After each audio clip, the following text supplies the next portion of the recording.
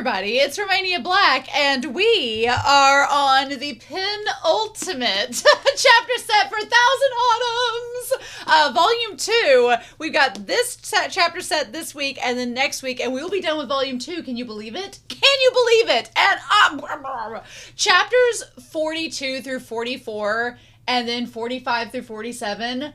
Mwah, mwah, mwah. They were fantastic. And as much as I love the Donghua, this was even better. And I was so excited to get to it last week. Last week was full of heartbreak. Shen Qiao, our boy, went through the ringer. Yang Wuxi betrayed him. And he still, despite it all, is trying to work through the odds. And, oh, my boy, we talked about it a good deal last week. That was a long, hearty set of chapters, but so worth it. To go back a week prior, Rast, for chapters 42 through 44, said Yan Wuxi is rather soft. It's funny. It's like he has a single feeling and then panics. Yes, that's we've been talking about it a little bit in the Discord at Be Happy, the moderator, and I have, about how Yan Wuxi just, it's not even, I liked how Be Happy phrased it. It's like, it's not even that Yan Wuxi is in love with Shen Qiao and has realized it. No, we're not even to that. It's that Yan Wuxi had a feeling. He had a moment of emotion and was just like,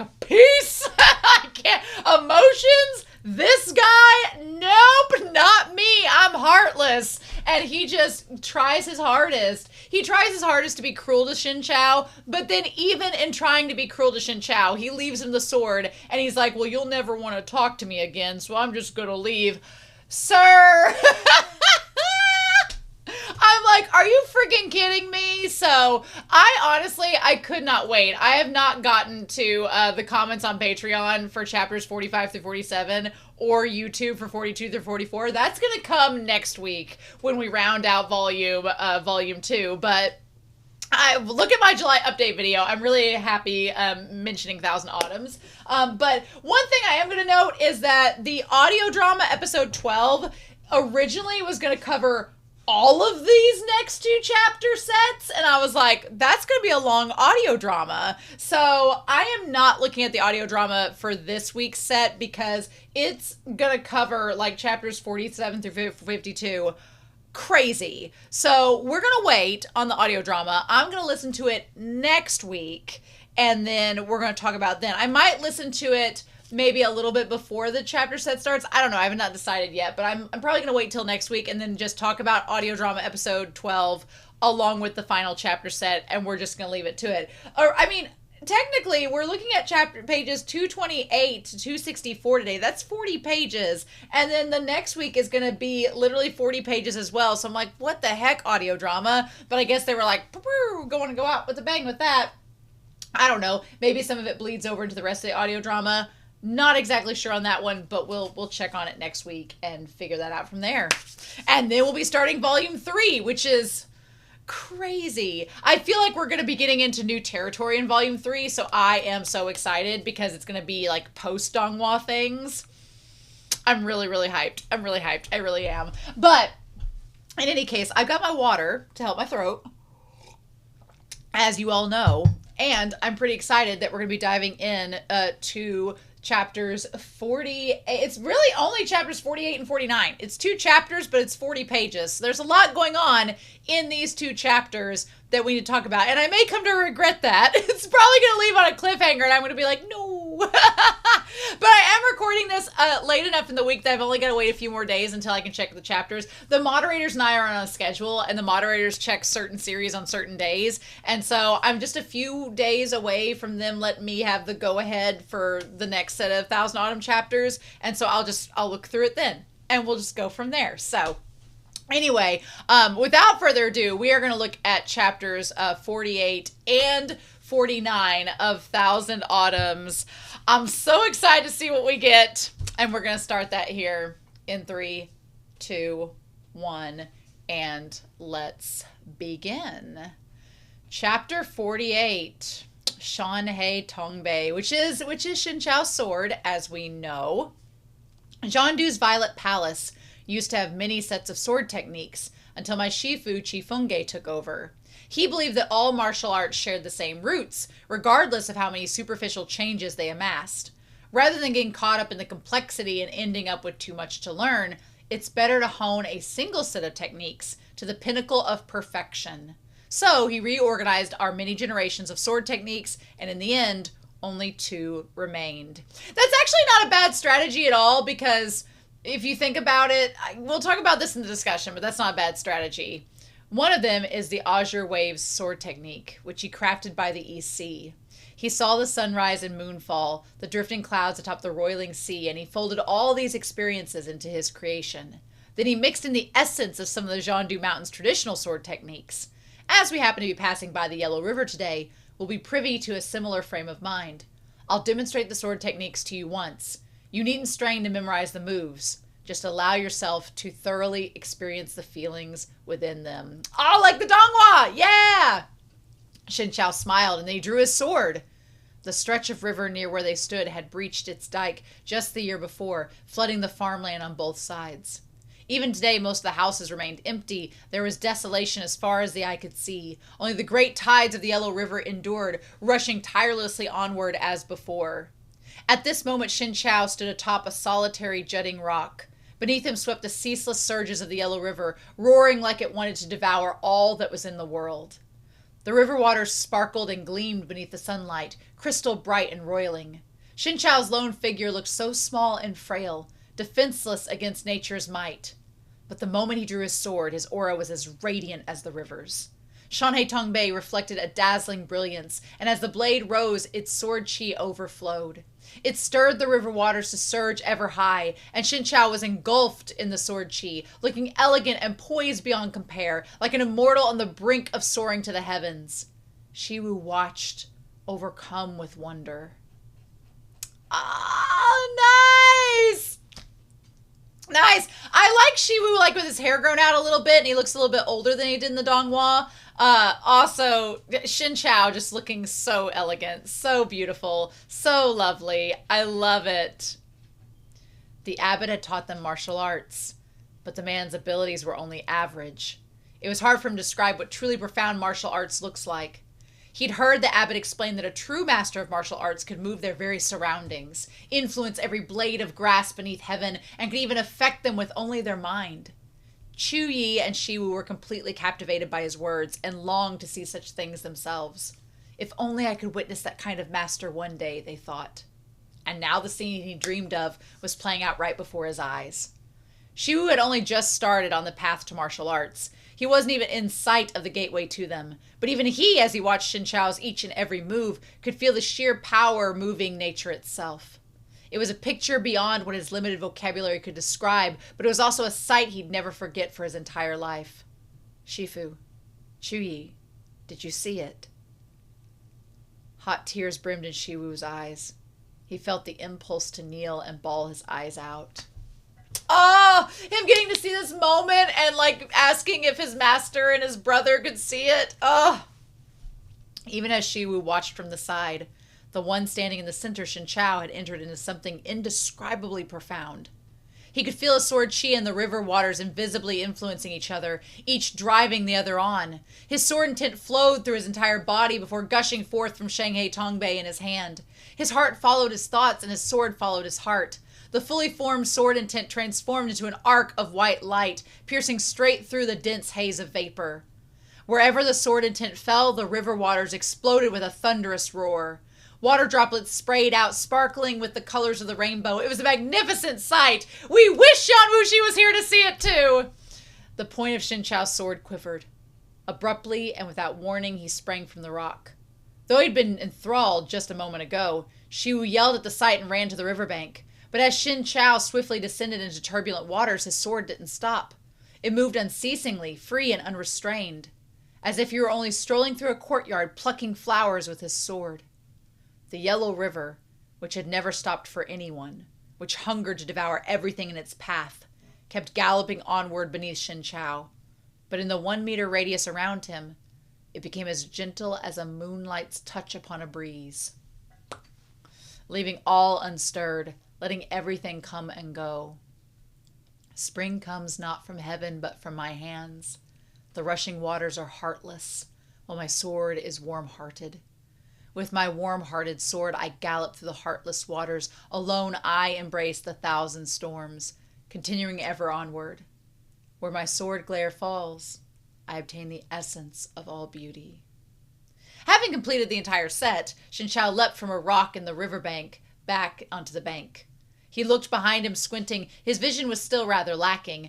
Perhaps the lingering poison had stayed too long, too deep within his body, for even as he rebuilt his foundations, his eyes never regained the clarity they'd once had. But this didn't hinder him.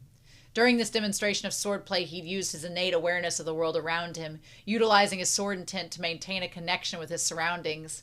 Hence, his steps had been absolutely precise, unaffected by his poor eyesight. He lost some, gained some. It was a blessing in disguise. So does that mean he's going to always have his eyesight be kind of muddled no matter what, or is he going to regain it again? I don't know.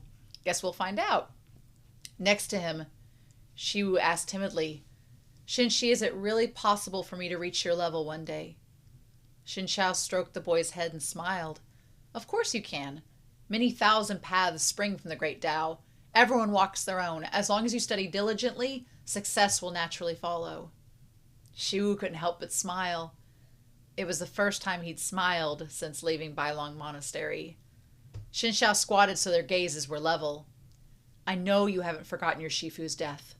I haven't forgotten either. We'll keep him in our hearts together. But your Shifu's spirit in heaven surely wants you to live happily, so promise me, once we pass the Yellow River, let us throw away our sorrows and continue forward in joy, all right? At the mention of his Shifu, Shiwu's eyes grew moist once more, but he quickly nodded his head. All right, I'll live on and live well. I'll train hard and become a good person. That way I won't disappoint Shifu and I won't disappoint you. Shen Qiao didn't speak, just held him tightly for a long time. Finally, he released the boy and took his hand. Two figures, one large and one small, walked slowly along the Yellow River, moving ever forward. As for the Yellow River, it continued to roar onward, never changing. Ooh, I like that. Moving ever forward and the river moving, never changing. I like those two exchanges there. That is, ooh, the English teacher in me, it's scratching my brain. I'm like, yes. Also, it's interesting, in the Donghua, around this point, Shiwu was like, can you forgive someone that's hurt you? And Shen Qiao was like, I can't answer that question. Well, now we see why he doesn't answer the question in the Donghua, because it's not asked here in the novel at this point. Now, do I think he's going to ask it later on? Yes, but we're not there yet. Their pace wasn't fast. The journey took them a fair number of months. Months! Oh! It was already early August when they arrived at the foot of Mount Tai. Holy shit, it's been months? Whew! Mount Tai had many peaks, both large and small, totaling over 100. Bixia Sect wasn't located on Dai's summit where many generations of kings and emperors had performed their imperial ceremonies of mountain worship, but on a rather unknown peak around the northeast side called Junan Peak. Junan Peak wasn't particularly tall, but its environment was auspicious and blessed by nature. Jagged rocks circled its summit, and clear streams murmured atop of it. Due to its treacherous landscape, few travelers or woodcutters visited. The two of them took a short break at the foot of the mountain to rest and prepare, and then began their climb. The closer they got to their destination, the more nervous Shiwu became. He grew fidgety and restless. As Shen Qiao led him up the mountain, he blurted out, "Oh, Shen Qiao, do you know what kind of sect Bixia Sect is?" Shen Qiao smiled and answered, "Bixia Sect was founded during the Han Dynasty. These days, it's led by Zhao Qiying. Zhuzhong said that sect leader Zhao is his Shiji, so in terms of seniority, you should be in the same generation." Shiwu clutched a corner of Shen Qiao's robe, but not because he was afraid of falling. He'd been studying martial arts and swordplay under Shen Qiao for the past few months and had made great progress. He'd already internalized nearly half of Zhangdu Mountain's Qizhong. A rainbow stretches across the heavens. Cool! I like that Shiwu's been growing and training. That's nice. "Once you bring me to Bixia Sect, will your esteemed self leave?" "Do you not wish me to leave?" Shen Qiao deliberately teased him. Shiwu was a little embarrassed. He gave a closed-mouthed smile and didn't answer. Ever since the abbot and Shu Yi passed away, Shen Qiao had been taking attentive care of Shiwu, both as a master and as a father. Shiwu had long grown to see him as his only family, and he admired and adored Shen Qiao deeply. Now that Bixia Sect was right in front of him, his Shifu's dying wish would soon be fulfilled, but it came with the prospect of separation, so he couldn't feel happy at all. "Don't worry," said Shen Qiao. "I won't leave as soon as we arrive. We'll check things out first." So, before we get into any further than this, two things. One, I really like the fact that in the novel we have more time that Shen Qiao and Shiwu have been together, and we'll talk about that more in the discussion. But two, I thought when we first found out that Shen Qiao was looking for his other fellow Zhandu Mountain Sect members, I was getting them confused with the Bixia Sect members that we meet when we're going to meet Kunye and all them that Shiwu gets left with. I was getting them confused with those. So if I've seen off in my discussion the last few weeks, it's because I kept thinking that the Bixia Sect members were the people he was looking for, but those are Zhandu Sect members, not the same. So clarification, now we're all on the same page. What he hadn't told Shiwu was this. Although Bixia Sect had once been very large and powerful as a sect, they'd fallen into great decline over the recent years. Only the appearance of Zhao Qiying had boosted their reputation. Zhao Qiying was the kind of legendary talent who appeared once every 100 years. But a single person wasn't enough for a sect to flourish. No matter how strong Zhao Qiying was, reversing such a raging tide proved difficult. Rumor had it that this sect leader had been in secluded cultivation for the past few years, so all sect affairs fell to a Zhizhong named Yu Kunqi. There must have been a reason that Zhu Linchan had left the sect, and it couldn't be a happy one. Oh, this whole thing. Shen Qiao didn't know how they'd react to Shiwu. If they disliked the boy, there was no way that he could leave Shiwu there to suffer. So Shen Qiao is having a contingency plan in place that he could take Shiwu with him if it doesn't work out. Okay, nice, good deal. Shiwu didn't know that Shen Qiao was so preoccupied with thinking about Shiwu himself. The boy was nervous and uneasy, first worried that he wouldn't get along with the people of Bixia Sect, and then also worried he'd have to separate with Shen Qiao so very soon. They'd ascended nearly halfway up the mountain in this way when Shen Qiao sensed something strange. Many sects located on the mountain summits had strict safeguards, with disciples stationed around the mountain's foot, watching. Even the sects with laxer defenses would still have someone posted about halfway up. But they were already almost to the sect itself, and still hadn't seen even the trace of a person. That certainly wasn't normal. Shiwu had also realized something was wrong. The hand clutching Shen Qiao's robe loosened a little. If something happened, he didn't want to become the millstone dragging Shen Qiao down. Look, Shinchi! Shen Qiao couldn't see well. Look there! He's like, ah! But Shiwu had discovered a broken sword left in the brush along the stone path. He bent and picked it up and then handed it to Shen Qiao. Shen Qiao felt along the break in the sword. It had been snapped through excessive force. There didn't seem to be any dead bodies around, so it was hard to say whether its master had fallen from the cliff or run away. Be careful, said Shen Qiao. There might be more near the top. Stay behind me. Sure enough, the higher they climbed, the more weapons they found. Soon, corpses began to appear one after another. Whether they were Bixia Sect disciples or not was unclear. Just then, a distant shout came from behind them. Who goes there? Halt! Before they finished speaking, they swung a sword at Shiwu's back. Shen Qiao heard the voice. His expression unchanged. He grabbed Shiwu and turned, swapping their positions in the blink of an eye, and then he himself went to welcome the blade. He didn't draw Shanhei Tongbei, but sent a palm strike to knock the blade aside and off course. With a flap and a furl of his sleeve, he caught the attacker's wrist. Taoist Master Shen, said the astonished attacker. Who is this distinguished master? Shen Qiao squinted but could only make out a person's silhouette before him, their features unclear. This one is Fan Yonbei, a disciple of Bixia Sect. We've met once before in the Sioux residence, they said. Shen Qiao thought for a moment, and a faint impression came to him. Back when he'd attended Madame Chen's birthday banquet in the place of Yan Wuxi, he had indeed met a disciple from Bixia Sect. May this one ask why Taoist Master Shen is here? Said Fan Yonbei. Or is it Yanbai? There was an obvious disquiet in his voice, but he'd endured it to politely ask after Shen Qiao. Partly because Fan Yunbai was mild-tempered by nature, partly because he was one of many who'd been impressed by Shen Qiao's duel against Duan Yuanyang. Shen Qiao briefly explained the connection between Shiwu and Bixia Sect. He had even had Shiwu show him the wooden plaque as proof. Fan Yonbai accepted the wooden plaque and examined it for a moment. Indeed, I have heard of Zhu Shishu, though when it comes to what happened, I know little of the details. Given that, would the two of you mind coming with me up the mountain?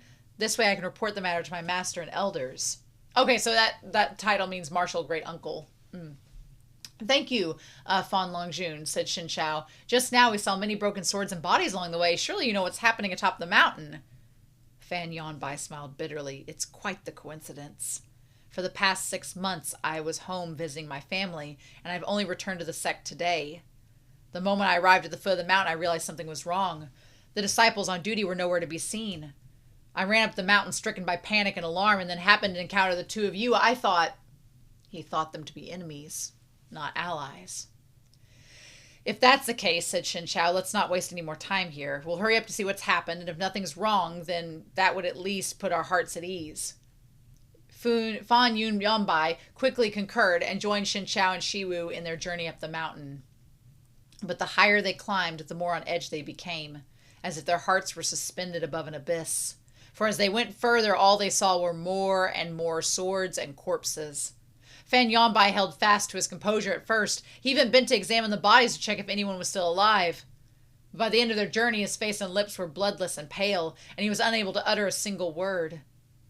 With Fan Yonbai, Shen Qiao and Shiwu learned that there were Bixia Sect disciples among the dead. The majority of them, in fact. It wasn't clear who the other corpses were, but on their weapons, they'd also used swords, were carved the characters Dongzhao. Perplexed, Shiwu asked, what kind of sect is Dongzhao? As a newcomer to the Zhonghu, he assumed his ignorance was due to his limited understanding, but unexpectedly, Fan Yonbai only frowned, unspeaking. Instead, Shen Qiao answered, there is no Dongzhao sect in the Central Plains, but there is one in Goguryeo. Only then did Fan Yonbai say, that's right. They claim to be the largest sect in Goguryeo. I've heard of them too, but Goguryeo is a foreign country. They've never had anything to do with Bixia Sect. Why would they show up here? The conversation didn't slow them down. The mountain summit loomed closer and closer, and they could already hear the clash of blades drifting across the distance. Shen Qiao even caught the sound of people yelling and cursing. Fan Yonbai put on some speed, running up ahead with his sword already drawn. Shiwu tugged at Shen Qiao. Shen-Shi, he whispered. You can follow behind me. There are a lot of dead bodies on the ground. Warmth flooded Shen Qiao's heart, and he nodded, accepting the boy's kind gesture. All right. He'd mentally braced himself, but what Fan Yonbai saw still sent agony spearing through his heart. His sect, once so calm and peaceful, had been transformed into a sea of blood. Inside the sect gates were scores of more corpses, their blood pooling in narrow streams that slowly trickled away and out of sight. For Shiwu, who had not yet joined the Bixia Sect, the deaths of the sect's disciples were not personal. With Shen Qiao at his side, he could still keep a calm and composed face, but for Fan Yonbai, it was almost too much. These were martial siblings whom he'd spent every day from dawn to dusk, who were as close to him as his real family. Some of them had even teased him before he left, fussing that they wanted him to bring back some treats or toys, and yet now they can only lie on the icy ground, never to speak again.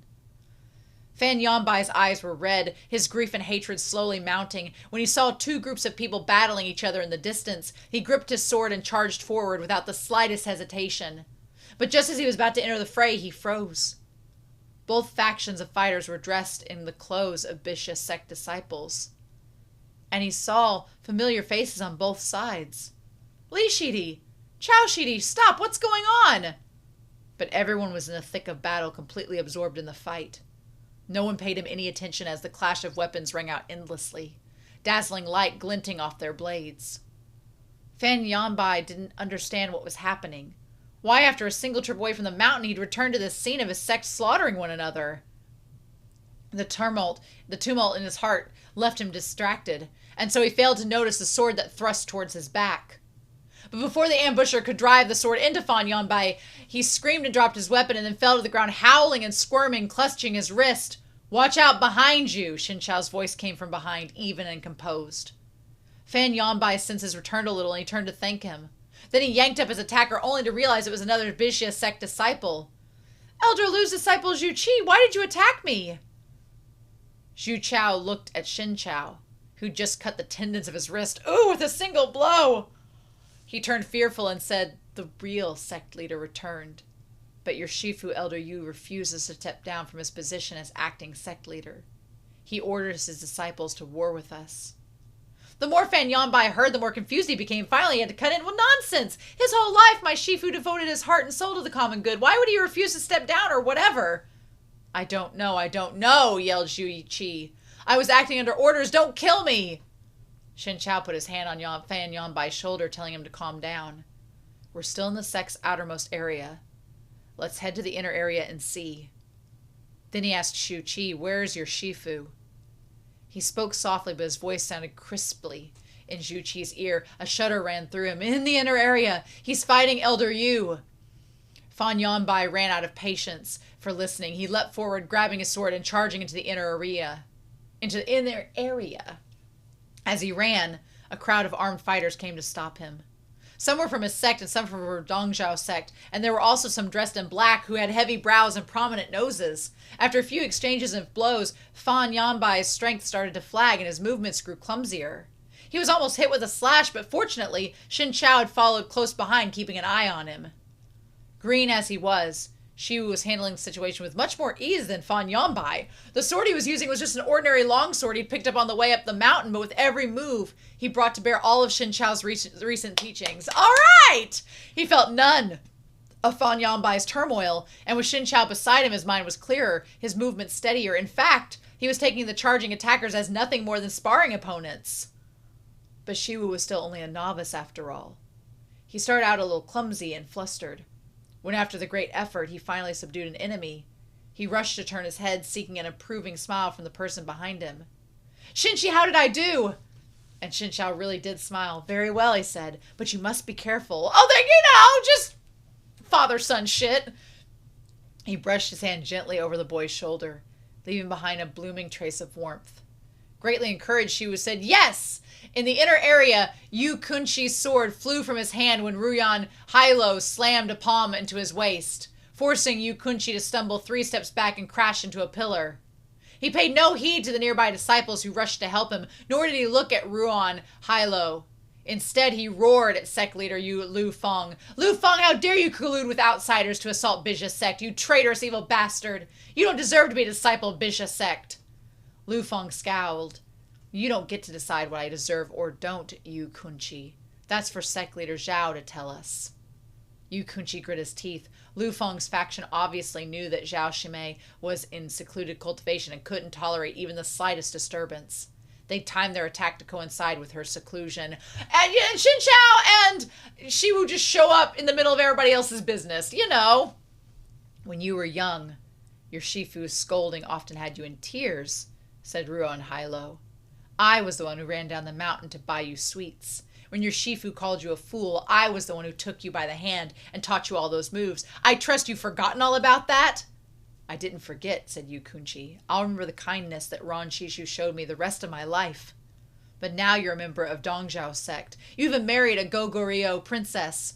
You brought these Bixia Sect disciples here and slaughtered your way into Bixia Sect, and you colluded with the Gok Turks and our elders intent on the leader's sect. How is this? Is this how you treat your own sect?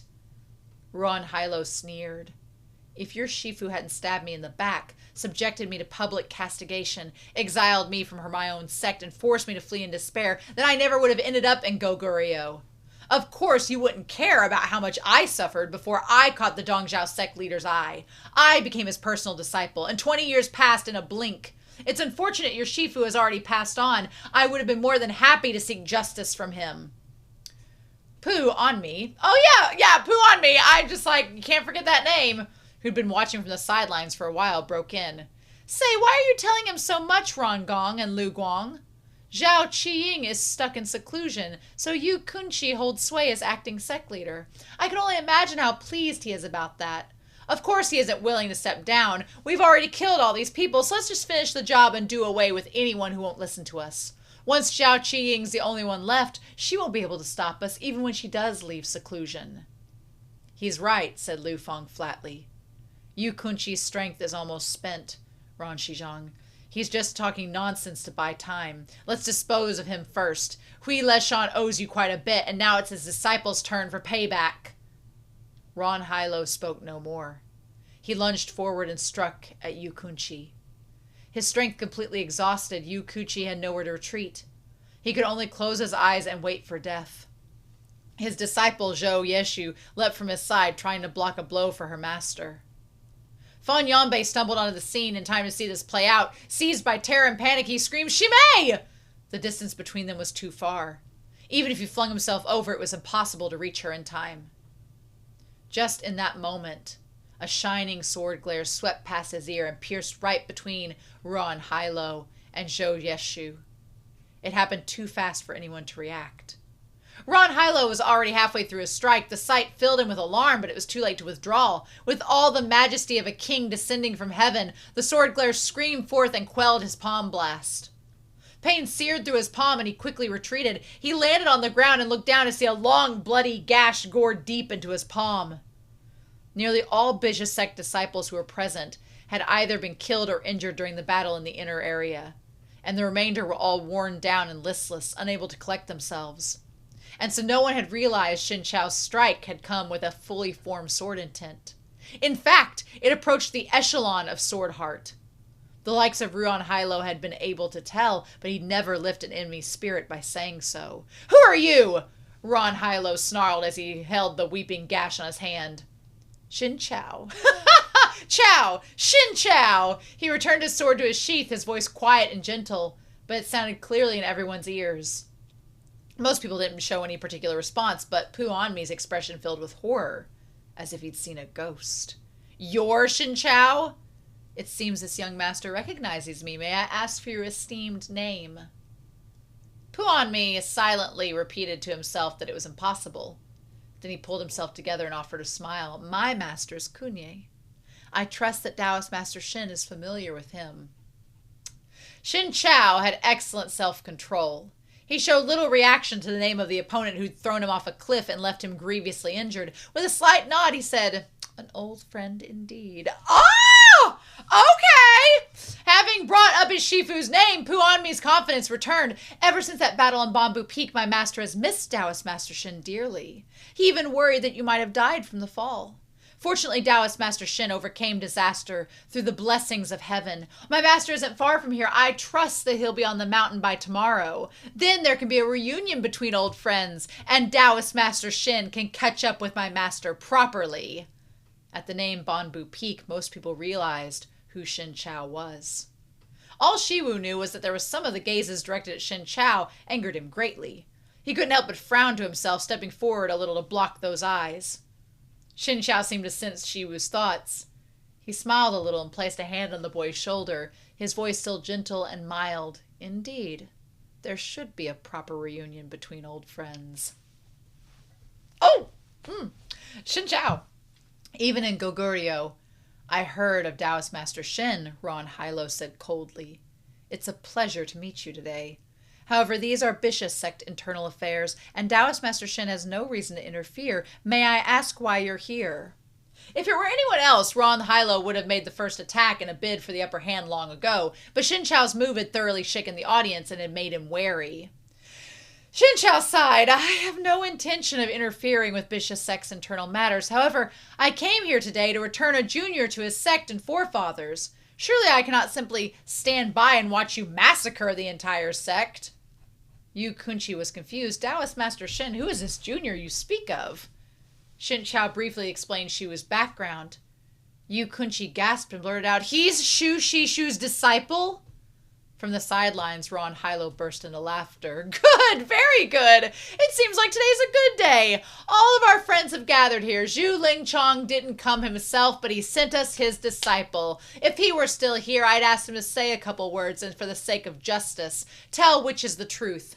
Was Hui Leshan devoid of compassion and righteousness, or did I really deserve to be expelled from the sect?" Yu Kunye slowly exhaled a lungful of stagnant air. "Ron Shishu, this will be the last time I call you Shishu.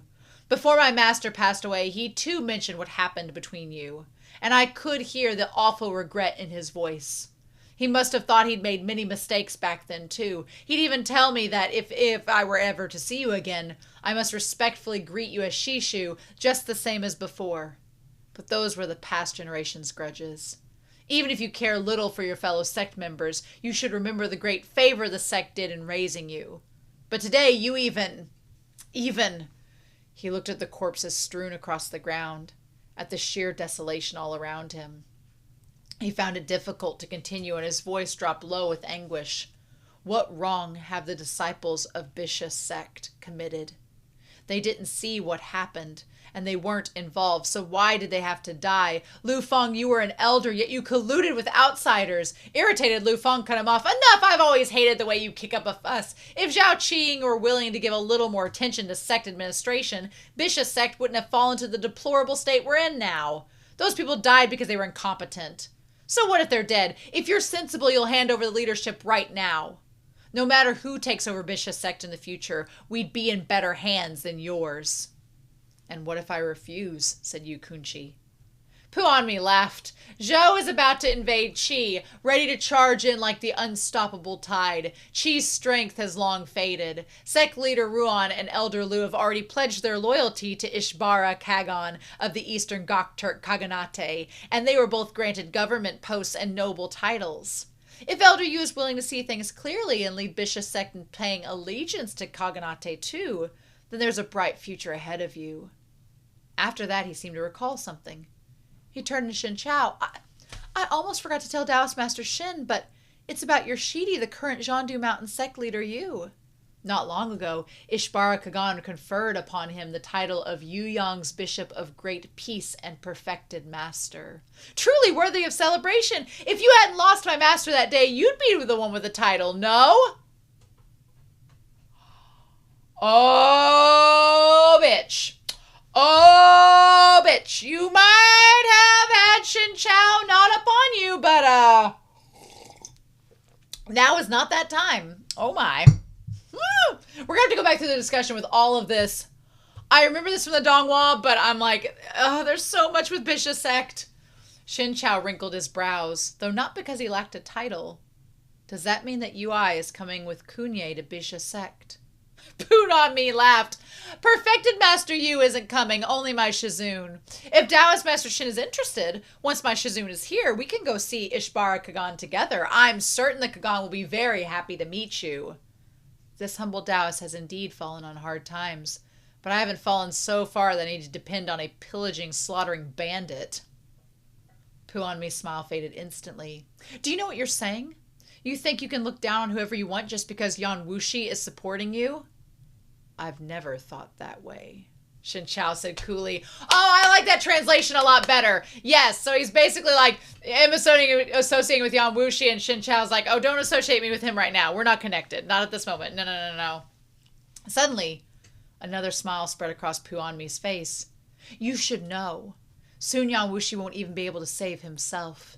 You'd better be off pledging allegiance to our powerful and prosperous Khaganate. I can see that Taoist Master Shen has already regained most of his martial arts. Ishbara Kagan has a great love of talent, and if you serve under him, he's sure to grant you a glorious position. Then you could stand on equal footing with your Shidi and compete with him as a proper rival. Thank you for your kindness, said Shen Qiao, but I must decline. And now he knows that something's about to happen to Yan Wuxi, as if he didn't know before. Anger flared in Puanmi at Shen Qiao's refusal to bend to neither threat nor reward. Just as he was about to try again, Lu Feng, who'd been driven to impatient irritation on the sideline, spoke up. Pu Longjun, can't you leave your grudges for another day? Let's deal with Bixia Sect's situation first, lest our delays cause even more problems. Puanmi nodded and looked at Ruan Hilo. I will follow sect leader Ruan's opinion on this matter. What does sect leader Ruan think? Ruan Hilo was now a member of Dongzhao sect. His official rank there was quite high, and he'd married the daughter of the king of Goguryeo, making him rather well placed. The Eastern Khaganate wanted to take advantage of Zhou's invasion of Qi to seize a good chunk of Qi's land in the east. This was in perfect harmony with Goguryeu's interests, so the two countries had already discussed how to divide up the territory. As Zhou invaded from the west with all its military might, and Qi rushed to quell the flames, Goguryeo and the Khaganate could effortlessly claim the Qi's land in the east. As for the matter of the Bixia Sect, it was only a small, unremarkable piece of all the schemes. It had nothing to do with the greater picture. Ruan Hilo, now son-in-law of the great king of Goguryeo, had pledged allegiance to the Khaganate, so the Khaganate needed to show him respect. Hence, when he went to Bixia Sect to settle old grudges, they'd followed and lent him his support. I'll give you one last chance, Ruan Hilo said to Yu Kunye. Surrender now and I'll spare your life. Kunye panted, clutching his chest. Bixia Sect's legacy has been passed down through generation after generation. Our sect may not be famous, but within us lies our forefathers' blood and soul. As one of Bixia Sect's disciples, I cannot bring shame upon them. I'd rather die than surrender. Ron Hilo burst into loud laughter. Well, excellent! Hui Leshan was a treacherous, petty scoundrel, but he accepted a disciple with a spine of iron. I shall grant you your wish. He was still apprehensive of Shen Qiao's earlier intervention, though. He glanced to the side, about to say something. Puanmi seemed to understand his concerns. In the next moment, he inserted himself between Shen Qiao and Kunye. Let me see just how much of Taoist Master Shen's martial arts have returned. Kunye was highly honored and well respected. He was Hulugu's personal disciple and was also the Kaganate's wise king of the left. Puanmi was Kunye's first disciple and also came from a noble family in the Kaganate. He'd always thought highly of himself. Though he'd seen Shen Qiao's sword chi just now, he didn't take it too seriously. After all, everyone knew how gravely Shen Qiao had been injured, and there was no cure for joyful reunion. When they'd spoken, he noticed the haziness in Shen Qiao's eyes, evidence of his ailing vision. He'd drawn his conclusions. He immediately struck out with a harsh, killing blow. By attacking first, he'd hoped to seize the initiative and eliminate this new variable, this Shen Qiao. Puanmi's weapon was a saber. His saber techniques were incredibly imperious, like a lone wolf upon a grassy plain. One flash of a saber could strike fear into anyone's heart. All who heard it shuddered and longed to flee. His saber slashed down, its vast and might closing in from above like a mountain, leaving those beneath it grasping for breath. His strike was swift as lightning, but by the time it fell, Shen Qiao was gone. He'd already moved 3 steps back, avoiding the murderous blade. But his retreat didn't fill Puanmi with pride because Shen Qiao hadn't drawn his sword. What did it mean to not draw one's sword? It meant that Shen Qiao didn't find the situation urgent enough to draw his weapon. It also meant he thought he didn't need a sword to deal with someone like Puanmi. Puanmi's expression twisted as he seethed with humiliation. This Shen Qiao, he thought, was far too arrogant. Once you lost my master, but now you look down on me? What gives you the right to look down on me? His first blow had missed, so a second one had to follow. While his thoughts turned, Puanmi leapt forward and the glare of his saber surged. It didn't scream from above like his previous attack. This time it came on like towering waves that swelled inward. Though it looked like only one attack, he actually fired 6 blasts of chi from his saber, each more powerful than the last. A saber master his age would have to be extraordinarily talented to be capable of creating 4 or 5 bursts of chi, yet Puanmi had fired 6. One could scarcely blame him for being so confident and self-assured. Shen Qiao finally drew his sword. Shanhei Tongbei hummed as it emerged from its sheath. Perhaps it was resonating with the saber chi, or perhaps the constant nourishment of sword chi from Shen Qiao had given the blade a soul of its own, and now it was raring to greet the enemy. Shiwu's eyes went round in surprise. He recognized this as one of the moves Shen Qiao had used during the demonstration of the Azure Wave sword technique back on the banks of the Yellow River. The cool breeze gently blows. The bright moon dips behind the pines. A wind rises a bit unbidden in the forest. A man sits beneath the pine, his back straight as the trunk itself. He plucks the guqin, and from his careless motion, a cool breeze is born, wafting gently across and against his face, carrying petals that drift like rain. The move struck with such speed, yet it had such a poetic, picturesque name. Shiwu didn't understand at first, but when he saw Shen Qiao's effortless manner, he realized something. This one sword strike blew away all 6 blasts of saber chi. Puanmi couldn't believe his eyes. For a brief moment he froze, and then Shen Qiao's sword was right before his eyes, aiming straight at his face. Puanmi's only option was to withdraw his saber and retreat. Shen Qiao pressed close in pursuit, an uncharacteristic tactic for him. As one advanced and the other retreated, they traversed Bixia Sect's entire inner area in an instant. Right as his back was about to slam into a wall, Puanmi used his momentum to leap onto one of the ceiling rafters and swung from it upside down and slashed Shen Qiao with his saber once more. Some distance away, Kunye was completely outmatched by Ron Hilo. Not only was Ron Hilo a generation higher than him in seniority, but Kunye's martial abilities were barely above average. He'd only been entrusted with managing sect affairs because Zhao Qiying was in seclusion. With his days bursting with myriad duties, he'd neglected his training more and more. Of course he was weaker than Ruan Hilo. In only a moment he fell to the ground and coughed up blood, injured. This time, Ruan Hilo had no intention of leaving him any room to escape. He lifted his palm, readying a killing blow. The only two people on the scene still capable of fighting were Fan Yanbai and Zhou Zheshu, but they were occupied with Lu Feng. The remainder were only mediocre practitioners and capable of coming to Yu Kunqi's aid.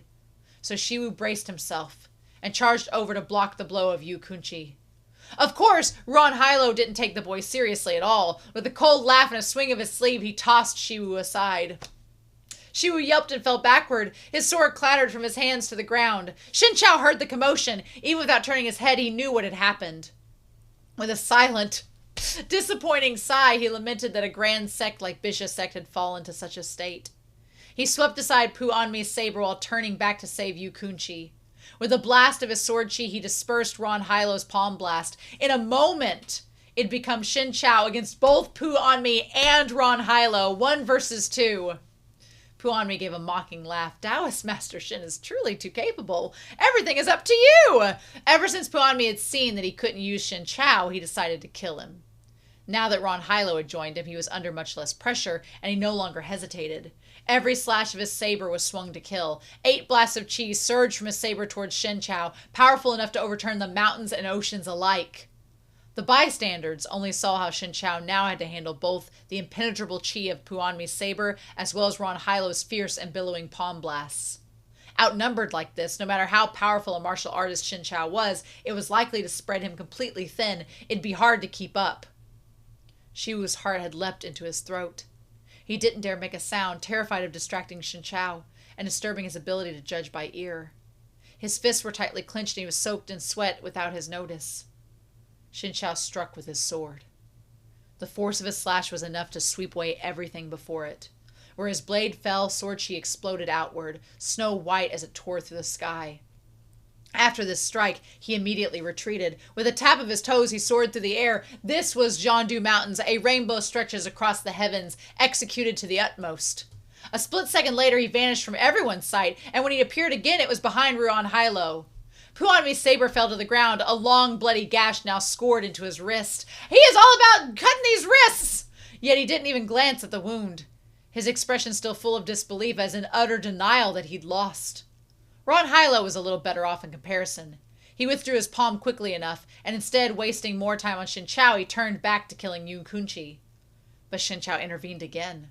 Resentful anger filled Ruan Hilo's heart, but all he could do was go on fighting Shen Qiao, fury written all over his face. Do you know just how shameless and despicable Yu Kunqi's Shifu was? By helping him now, you're only helping the wicked, refusing to tell black from white. I don't know the details of the quarrel between you, and I have no right to intervene, Shen Qiao said severely. But do you really believe that the Bixia Sect disciples who corpses litter the ground should pay the price for your grudge? Everyone in Bixia Sect owes me, snarled Ruan Hilo. I endured everything in silence for more than 10 years. Hui Leshan is already dead, so what's wrong with making his successors pay his price? Shen Qiao spoke no more. If someone's heart was steeped in hatred, no amount of explanation or advice they offered would get through. Does he know that from Yang Wuxi? Furthermore, Ruan Hilo had allied himself with the Khaganate and slaughtered almost everyone in Bixia Sect. It was obvious he had no desire to end things peacefully. They exchanged blows, moving faster and faster. Although Ruan Hilo wasn't well known in the martial circles of the Central Plains, he wasn't someone easily dealt with. In his youth, he'd been the most talented disciple in Bixia Sect. Afterward, he'd left the sect for some reason and went to Goguryeo, then reestablished himself in Dongzhao sect, rising to become one of the elders. He ascended to the ranks of first-rate martial experts. Though Shen Qiao's foundations had been rebuilt, it was impossible to return to his old level overnight. He only had a little over half the strength he'd held at his peak. But without the lingering poison and his old injuries, his movements became more and more deft and relaxed than ever, no longer tinged with the fear of future consequences. The fight between the two blazed like fire on old tinder, leaving Shen Qiao with no attention left for anything else. Seeing this, Pu Anmi's thoughts took a sudden turn. After briefly assessing the battle situation with narrowed eyes, he waited until Shen Qiao turned to deal with Ruan Hilo's palm strike, then suddenly drew his saber and slashed at Shen Qiao's back. Shenshi! Careful, Taoist Master Shen! There came a chorus of shouts. Yu Kunye and Shiwu's were among them. They'd been closely watching the battle, so naturally they both saw Puanmi strike. Unfortunately, one of them was gravely injured and the other one lacked the skill to help. Shiwu even leapt up and ran over, but was only a novice martial artist. How could he block Puanmi's attack? The saber was already mere inches from Shen Qiao's back. A gust of cool wind blew in from whereabouts unknown, carrying a faint fragrance with it. Before Shiwu realized what was going on, he blinked and saw what looked like a bright blue sash floating by before his eyes. Puanmi's saber did not connect with Shen Qiao. Instead, it landed in a fair and slender hand. It looked like a newcomer had caught the blade barehanded, but there was actually a thin layer of true chi between hand and blade. A palm struck Puanmi's body, sending him careening backwards. The tiles beneath his feet splintered with his stumbling steps, the shards flying everywhere. He fell back and back until he reached the entranceway. Zhao Qiying. Puanmi guessed the newcomer's identity straight away. Yes, the woman in blue said. She quickly lunged forward, pressing Puanmi with every step. A short moment later, she'd snatched away Puanmi's saber and sealed his acupoints. Zhao Qiying took a few more steps forward and helped Yu Kunye off the ground. Is Xizhang all right? She asked in concern. Yu Kunye smiled bitterly. I'm fine, but I was useless, and now your work was for naught. Zhao Qiying shook her head but said no more. When she saw that Shen Qiao had a slight upper hand over Ron Hilo, she stayed out of their fight, opting instead to bring Fan Yanbai and Lu Feng's battle to a close first. Lu Feng and Ron Hilo had been in secret communication for quite a while. Lu Feng's help was one of the main reasons that Ron Hilo's assault on Bixia Sect had gone so smoothly. He'd been in Bixia Sect for many years and had built up a group of loyal disciples, but after more than half a day of vicious fighting, he'd also suffered great losses. Now there were only a few people left battling Fan Yanbai and the rest. Even so, with the support of Dongzhao Sect and Puanmi, Lu Feng had been almost certain he could seize the position of Bixia Sect leader today, as long as nothing went wrong. Who could have foreseen that Zhao Qiying would emerge at this moment, when she should have been at a critical juncture in her secluded cultivation? Fan Yanbai and Zhou Yeshu were covered in wounds. They were hanging on by a thread, their strength long spent, but sure enough, Zhao Qiying's appearance gave them tremendous encouragement, and Lu Feng was furious. Without thinking, he turned his sword on Zhao Qiying, the glare of his sword blazingly fierce as it roared towards her, wrapped in savage sword chi. Zhao Qiying held both hands in front of her, drawing the tai jitsu with her fingertips. Her long, slender fingers curved into a profusion of shapes, each arrestingly lovely. Lu Feng's expression transformed into alarm, and for his long sword was unable to advance another inch. Under Zhao Qiying's manipulation, the sword exploded into countless fragments. Nice! Yeah! All right, Zhao. All right, girl. Hell yeah. I love the yin and yang there. Yes, please. Nice. Nice. Oh, with a wretched scream, he was sent flying backwards. He crashed into the wall behind him, and the major acupoints all over his body were properly sealed. At the other end of the inner grounds, Shen Qiao had also defeated his opponent. With the tendons of his sword hand cut, Ron Hilo knelt on the ground, his face pale as ash. Shen Qiao's sword pressed against his neck. It was over. With Lu Feng, Ron Hilo, and Puanmi all defeated and under control, there was little to fear for the rest of the enemies. Bixia Sect remaining disciples had found their backbone. They quickly stabilized the situation and rounded up all the members of Dongzhao Sect. However, when they looked at the scene before them, the sect disciples littering the ground, their blood flowing in small rivers, none could dredge up the joy of victory. There was only a sense of heaviness and exhaustion. Zhao Qiying looked at Lu Feng. Elder Lu, I know you and Ron Hilo used to get along very well. But was that all it took for you to be so cruel? To throw away our disciples' lives, collude with the outsiders, and destroy Bixia Sect like it was nothing? Lu Feng sneered. For many years you disregarded the sect affairs and focused only on your secluded cultivation, he said defiantly. When have you ever been a competent sect leader? What right do you have to question me? Yu Kunye is a terrible martial artist and a mediocre administrator. Bixia Sect has long been in decline. It's a second or third-rate sect now. If we don't take drastic measures to reform it, then in a few years the entire sect will disappear from the world. Ron Xizhang was one of our own, and now he's the son-in-law of the king of Goguryeo. Why shouldn't he lead Bixia Sect and restore its former glory? You really are skilled at shortchanging people. Everyone here has been fighting for hours, and many have even lost their lives. Then at the last moment, you swoop in to clean up the mess. Just as I'd expect of the sect leader, the winner becomes king and the loser the villain. What else is there to say? Zhao Qing shook her head and didn't argue with Lu Feng. She only told Fan Yanbai and the rest to take him into custody, and then turned to Ron Hilo. Ron Hilo, after your actions today, you owe a blood debt to Bixia Sect. So I will kill you. Do you have anything left to say? Ron Hilo stared unswervingly at Zhao Qiying. Yu Kunye told me earlier that Hui Leshan said something about me before he passed. It's true, said Zhao Qiying. Before Shifu passed, he told us everything. What did he say? Ron Hilo asked coldly. Probably something about my boundless greed, about how I was unworthy of his kindness. Zhao Qiying shook her head slowly and said Shifu said that he was the closest to you out of all his martial siblings back then. At the time, Bisha's younger generation was full of talented geniuses. Everyone thought the sect would prosper in your generation's hands. My master and you were the most outstanding of the group, so Shizu couldn't make up his mind. He didn't know who to appoint as the next sect leader. The contest for the title was exceedingly fierce. Shizu and the elders issued challenge after challenge, but the two of you overcame them all. I heard that one such challenge involved placing the two of you in different locations, and then having both of you rush to Chang'an. The first to arrive would be the victor. War was widespread then, so the journeys were terribly perilous, fraught with difficulty. My master fell ill in Yi province, and your path happened to take you through there as well. You held up your trip to take care of him, and so in the end, neither of you was the first to arrive. It was another disciple entirely. As she talked, Ron Hilo too seemed to sink into memories of these old affairs. Yes, he was always stubborn and never admitted defeat. No matter what it was, he'd fight to the last. During that race, he felt seriously ill. He was completely unable to get out of bed if I weren't there for that. He'd have never let it hold him up. I couldn't just leave him alone like that in the inn like that. My master said that he'd always been competitive even as a child. He was completely obsessed with winning and losing. You were the one who always yielded to him. He never had the chance to thank you properly. Ron Hailong spat a derisive laugh. I don't need his gratitude. He was great at pretending to be the good guy in front of you. I'm sure he's made all sorts of embellishments to his accomplishments. Zhao Qiying ignored the bitterness in his voice and continued. The challenges in the contest for sect leader became increasingly intense.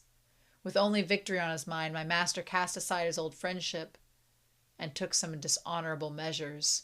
Yu Kunye burst out, Shimei! This is what Shizun told us before he passed, Zhao Qiying calmly said. You heard everything then, too. I'm only truthfully conveying his words, but one must absolutely respect his seniors. This concept was deeply ingrained in him. He simply couldn't bring himself to speak ill of his departed Shifu no matter what. Zhao Qiying continued, the innocent will remain innocent and sinners will remain sinners. The truth is there forever, and it won't disappear with the passage of time. The wrongs Shifu committed back then were indirectly led to our current state of affairs. As his disciples, we must bear the consequences. This too was Shizun's wish before he passed away. Off to one side, Fan Yunbai's group was dumbfounded. These old affairs, concealed and little known, had finally come to a conclusion that chaotic night. Zhao Qiying and Yu Kunye had only been young disciples then, unable to grasp what was really going on. There was even less to be said about the likes of Fan Yanbei, who hadn't even joined the sect yet. Zhao Qiying said to Ron Hilo, Shifu once told you that you were more capable than he was. That you should be the one to take up the position of sect leader. He said he wouldn't participate in the contest anymore, and you believed him. So the two of you drank yourselves into a haze, and when you woke up, Shizu's youngest daughter was lying beside you. Shizu thought that you'd lost your morals in your drunkenness, and he deemed you unfit for any important role. With no way to exonerate yourself, you asked Shifu to testify on your behalf, but instead he accused you. Before he died, Shifu said that he purposefully had gotten you drunk that night. He also knew Shizu's daughter held a torch for you, so he colluded with her and staged the scene, deceiving Shizu and everyone else. But you were fiery and forthright. In your wrath, you clashed with Shizu, and then left the sect in a rage. Ron Hilo gave a bitter, pained smile. Yes, I'll never forget what happened. How the one I trusted the most plotted against me in secret. How he did such things to me. Because of this incident, The sect gradually fell apart. Not long after you left, Zhu Shuzhong left as well. The sect had been fading like the setting sun waned even further. Shizu left the position of sect leader to Shifu, but Shifu's heart could never rest. Right before the end, he told us the truth. He said to us that if you ever came back, we must tell you that he owes you half a lifetime of wrongs. Ron Hylo's face was now deathly pale, and a strange smile bloomed on his face. Owes me? If he owes me, why doesn't he come out himself? Why make you say it? His expression turned savage. Is he still alive after all? He's been hiding in the dark watching us all this entire time, hasn't he? Call him out! Call Hui Leshon out! There was a faint, almost indiscernible trace of pity in Zhao Qiying's eyes. Shifu spent half his life wallowing in guilt because of what happened. He passed early, unable to cure the sickness in his heart. Ron Hylo shook his head. Impossible! How could someone as cunning and sly as him die so young? Zhao Qiying sighed. I fear that even Shifu never imagined that what he owed you would be repaid with the blood of so many Bixia Sect disciples. Each debt should be counted separately. As for his current debt between us, I'll settle it. But it was like Ron Hylo couldn't hear her. I refuse to believe that he's dead. Where is his grave? Yu Kuchi couldn't take it anymore. When Bixia sect leaders die, their bodies are cremated and their ashes are scattered amongst the peaks of Mount Tai. Only their memorial tablet is enshrined in the House of Founders. Have you spent so long as a foreigner that you forgot this too? Ron Hylo slowly closed his eyes. After a long while, 2 streams of tears flowed down his cheeks and he spoke no more. Zhao Qingying said to Fan Yanbai and the rest, dress your wounds, then search all around to see if there are any other disciples still alive. When that is done, shut these people up in separate cells. We'll deal with them some other day. Yes, the disciples quickly replied. Puanmi blurted out, my master Kunye will be here soon to visit sect leader Zhao. I asked for the sect leader to release me. We can talk this over. Zhao Qiying was perplexed. Who's Kunye?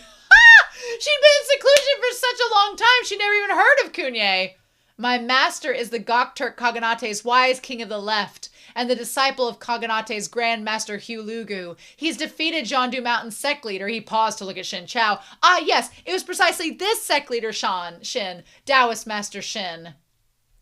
Zhao Qiying furrowed her brows. What exactly is going on here? Yu Kunchi endured the pain of his injuries and briefly explained the ins and outs of the tale. Then he said to Zhao Qiying, we owe much to Taoist Master Shen. Without him, we would have already lost control of the situation before you arrived. Zhao Qiying nodded and then cupped her hands at Shen Qiao in thanks. Thank you very much for your help, Taoist Master Shen. Bixia Sect will engrave your great kindness onto our hearts. Sect leader Zhao is too courteous, said Shen Qiao. There are many matters I must take care of. If Taoist Master Shen has nothing urgent, would you mind resting here in our sect for now? I'll return to consult you once I'm finished with other affairs. The incident had been a great blow to Bixia Sect.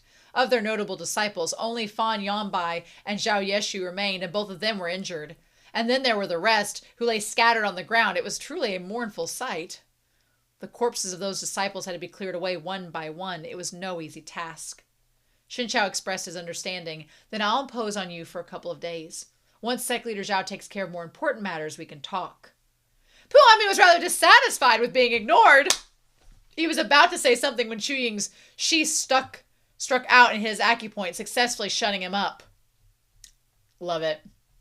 What followed next wasn't something Shen Qiao could intervene in. He took Shiwu to the guest room. No one was available to serve them, and they couldn't ask a great and mighty sect leader like Zhao Qiying to bring them tea and water, so the disciples stepped up to the task. Little Shiwu diligently ran in and out of the room. Very quickly, he'd boiled Shen Qiao some hot water and returned with a plate full of desserts from the kitchen. Stuck between laughing and crying, Shen Qiao pulled Shiwu to sit down next to him. I'm not hungry. You can eat them all. What's happening with Juan Rahilo right now? Are we missing that? Is he just, like, wallowing in pity while this is going on? Shiwu refused to sit. I'm not hungry either. Shin-Chi must be exhausted after all that fighting. I'll massage your shoulders. Shen Qiao stopped his hand. Shiwu, are you frightened? Shiwu started and then stammered, No, not at all. Shen Qiao stroked the boy's head. I might have poor eyesight. My heart hasn't gone blind. What are you afraid of? Are you afraid that I'll abandon you? The rims of Shiwu's eyes abruptly went red. He lowered his head. For a long while he didn't speak. At last he said, I shouldn't be like this. Shifu wanted me to come to Bixia Sect, and I'm finally here, and I should be happy, but The moment I remember that you're leaving soon, I just feel terribly sad. Shen Qiao smiled and sighed. Oh, silly boy. He was about to say something else when the sound of commotion came from outside. There was no time for careful consideration. Shen Qiao and Shiwu left the room and went to look. They followed the noise to the mountain area. It wasn't far from the rear courtyard they were in, and next to it was Bixia Sect's library and the House of Founders. Zhao Qiying's voice drifted them in a harsh shout. Ron Hilo, what are you doing? She was a woman of incredible composure, the sort who wouldn't flinch if a mountain collapsed right in front of her. The way she dealt with everything had left a deep impression on Shen Qiao, but now something had happened and it had compromised her level-mindedness. Even her voice sounded cracked. When Shen Qiao and Shiwu arrived, they saw Ron Hilo standing at the edge of the cliff, his back to them. He was holding a wooden plaque in his arms. The mountain wind wailed, buffeting them until they could scarcely open their eyes. Their robes danced and flapped noisily. Yu Kunchi's face was pale and green from fury. He looked like he was about to hack up blood. You Ruan bastard! You put down Shizun's plaque right now! Ron Hilo didn't even glance back. He only lowered his head, speaking to the object in his arms. Hui Leshan, you owed me half a life, yet you fled to an early death. What a skillful calculation. I killed countless of your sect's disciples. You must hate me bitterly for that, but it's fine, because I'll repay you with my life. But how are you going to repay the half life that you owe me? He burst into loud laughter. His face tilted towards the sky. His laughter was laced with endless misery. Hui Leshan, how cruel you are! How awfully I hate you! The moment he spoke, he leapt from the cliff. I like that anytime they do that, like the scream. Someone watching couldn't stop themselves from crying out. Everyone stood staring, utterly astonished and speechless. So, happy Pride Month. It's been a while since Whiteboard Kun has been back, hasn't it? But yeah, wow, okay. So, again, I like the Donghua a lot. I like the Donghua a lot. I had a very good time with the Donghua. It was a lot of fun. I personally, at this point, like the novel better. Because there's been a lot of things I feel like the Donghua, with it only having 16 episodes and it trying to cram, like, essentially, because how many pages are in this volume we've only got 2 chapter sets left. We've only got basically 3 chapters left. So like 400 pages. Trying to cram 800 pages worth of content or a little bit more of that into 16 episodes that are only like 20 minutes long. That's hard to do. And so, to be fair to the Donghua, they were trying to get all of this to make sense and be cohesive and work. And you have this whole Bixia Sect drama unfolding as Shen Qiao shows up and he's like, right here in front of my Shiwu. Like, you know, so it's easy to understand like why the Donghua did the things that it did, but I love how the novel is expanding things and making it a little bit easier to understand. We're gonna put some things up on Whiteboard Kun here in a second, but yeah, so one of the things I really like about this is establishing that Shen Qiao, our boy Shen Qiao, he has risen up like a phoenix. Basically, like a phoenix ascending instead of descending. Our boy Shen Qiao, he has risen up and he has been rebuilding himself from the ground up. And he's sticking to his laurels. He's sticking to his morals. He's also basically he has taken in Shiwu like a son. Man, like a son. You know what? I've been comparing this series a lot to Heaven Official's Blessing. It's similar in ways. It's similar in ways. And if you've read the story, you kind of know what I'm talking about. Although it is a little different and MXTX is revised since then and whatever. But he's taking Shiwu in. And I like Shen Qiao's reasoning that if he shows up at Bixia Sect and they don't want Shiwu, he has developed this rapport with Shiwu and he's like, okay, well, you know what? They won't take you in. I guess you'll just have to come with me. Like, he was ready to take on Shiwu. It's so funny because I was making fun of the Donghua where Shen Qiao was like, here you go, and was just trying to drop him off. But in the novel, they have months working together to establish this rapport and this friendship and this father-son-like bond that Shiwu immediately develops with Shen Qiao, and it's kind of nice. So in this, I like that we have Shen Qiao and he's been training. He has been training Shiwu in the rainbow technique, as it would be. Happy Pride Month indeed. We'll talk about Ruan Hilo in this. But yeah, so he's been teaching all these moves. The moment with the sword on the Yellow River is exactly, that part in the Donghua was so beautiful. But I really think the novel, you don't get to appreciate it as much until you've gone through chapters 47 in the novel and realized everything that Shiwu and Shen Qiao have been through. And then the Yellow River incident is kind of just showing that strength in the midst of adversity that they've just experienced. So I thought it was really beautifully done. I thought that entire scene was great. And the picture depicting Shiwu's like awe at how glorious and beautiful Shen Qiao is. I just love that our boy Shen Qiao is being rewarded for his kindness. Like, his kindness isn't being treated as a weakness. Yang Wuxi sees it as a weakness, but the karmic universe is treating Shen Qiao as if it's not a weakness. And I love that about it. I'm all for it. I think it's great. So we find out that Chuyi and Shiwu, they were constantly wanting to meet someone with martial arts experience, and the abbot could only do so much. He was a former Bixia Sect member, and he's like, I don't have much I can teach you kids. I'm pretty average at best. And now Shiwu is getting to, like, live out his dream with Shen Qiao. And that moment where he's like, Shifu, Chuyi, do you see it? Like, that was beautiful. I thought that was wonderful. I loved that Shiwu had that moment. And Shen Qiao just giving him the head pats, like touching the shoulder, like just being this fatherly figure to him. I'm like, I absolutely love it. Yang Wuxi will have nothing to do with him. Which is why Shiwu needs to get dropped off at the Bixia Sect, because Yang Wuxi will have none of this. Yang Wuxi's like, I didn't sign up for no kid. Him and Hua Chong are not dissimilar in that respect either. But yeah. So Shen Qiao has been, I think it's also important to establish that Shen Qiao is getting some of his like spiritual energy back, some of his martial prowess. They've been training. So it helps to lend to Shen Qiao's credibility of us as the reader believing that he's as strong as he is, because we've seen him put in the work. We've seen that happen. In the Donghua, they didn't have time to show the training between Shiwu and Shen Qiao. So he just kind of gets better and more powerful, and you're like, wow, this happened all of a sudden. But in the novel, there is more time passing that you can, as the reader, understand, and it lends to realizing how that's come about. So I really liked it. And the idea of like making Shiwu smile for the first time after they left the monastery, that line, the two figures, one large and one small, walked slowly along the Yellow River, moving ever forward. As for the Yellow River, it continued to roar onward, never changing. Whoever translator, it's listed at the very front of the book, correct? The person that translated. If I get past this picture of these two sluts, Felicy, you did amazing, because you're probably not ever going to read this or watch this, but Felicy, the translation, gorgeous. Love it.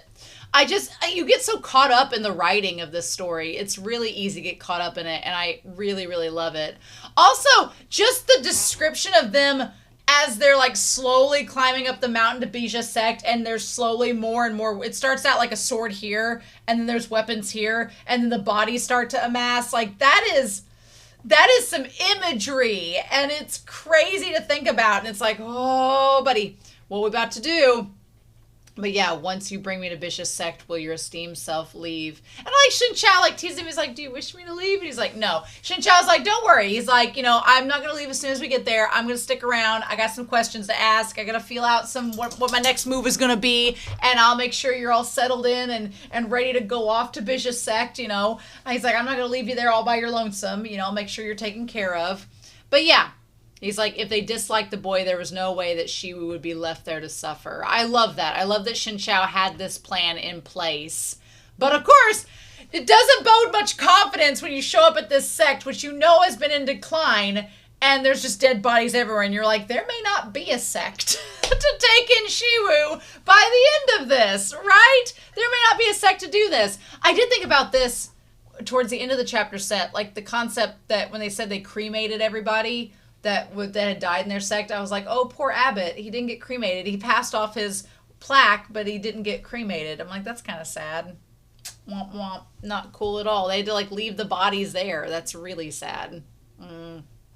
So, in any case, we need to talk about some of these people because I forgot just how many people from Bixia Sect is just roaming around all over the place. So, the first person we meet is one of the disciples, and his name is Fawn Yanbai.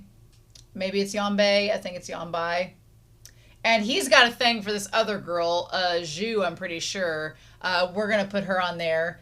But she's going to be in there for a second. That's like one of his Hishime. He's got a thing for her. They got that. And then the one guy that is the acting sect leader, we basically have a couple players. We have 7 players of the Bixia Sect, which we need to note, right?